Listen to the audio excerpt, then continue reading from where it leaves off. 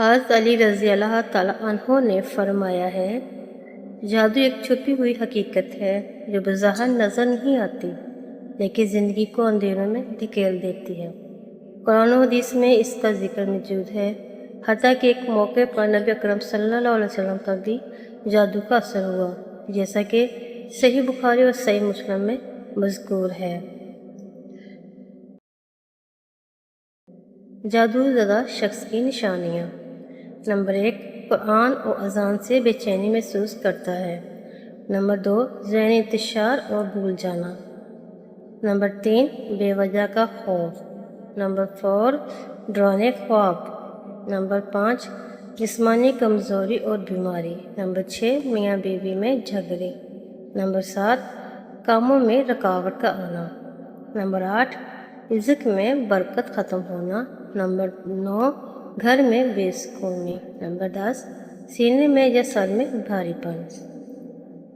Number 11، غصہ اور اداسی۔ نبی اکرم صلی اللہ علیہ وسلم پر جادو کا واقعہ۔ اب ہم ان کی تفصیل جانتے ہیں۔ نمبر 1، قرآن اور اذان سے بے چینی۔ ایسا شخص قرآن کی تلاوت یا اذان سن کر گھبراہٹ محسوس کرتا ہے، دل تنگ سا ہو جاتا ہے۔ نمبر 2، ذہنی انتشار اور بھول جانا۔ خیالات بکھر جاتے ہیں، معمولی باتیں بھی یاد نہیں رہتے اور کاموں میں بار بار ناکامی ہوتی ہے۔ نمبر 3، بے وجہ خوف۔ کبھی دل کانپنے لگتا ہے، کبھی بغیر کسی وجہ کے گھبراہٹ طاری ہو جاتی ہے۔ نمبر 4، ڈرانے خواب۔ سانپ، بچھو، اندھیرے یا اپنے آپ کو بندھا ہوا دیکھنا بار بار خوابوں میں آتا ہے۔ نمبر 5، جسمانی کمزوری اور بیماری۔ ایسی بیماری یا کمزوری جو دواؤں سے بھی ختم نہ ہو یا بار بار واپس آ جائے۔ نمبر 6، میاں بیوی میں جھگڑے۔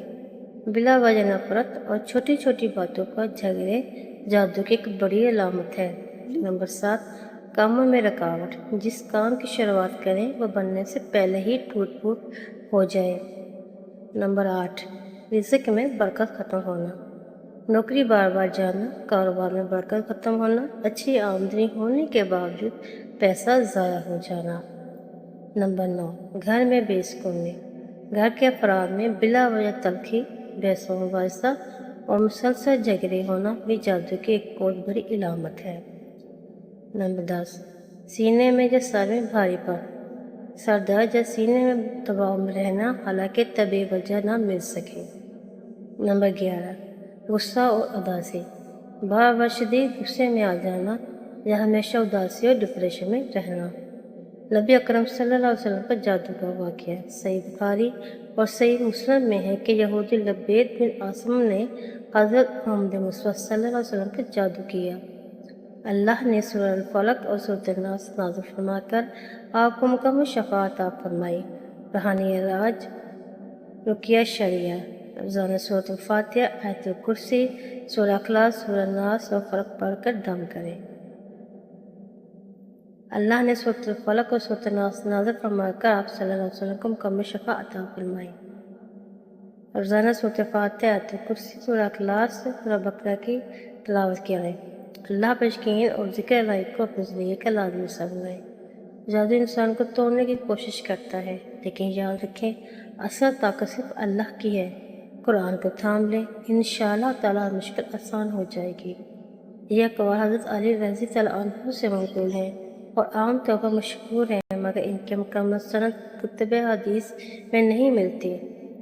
پلیز اس طرح کی مزید ویڈیو دیکھنے کے لیے ہمارے چینل کو سبسکرائب کیجیے، لائک کیجیے، شیئر کیجیے اور بیل آئیکن کے بٹن کو پریس کیجیے۔ شکریہ۔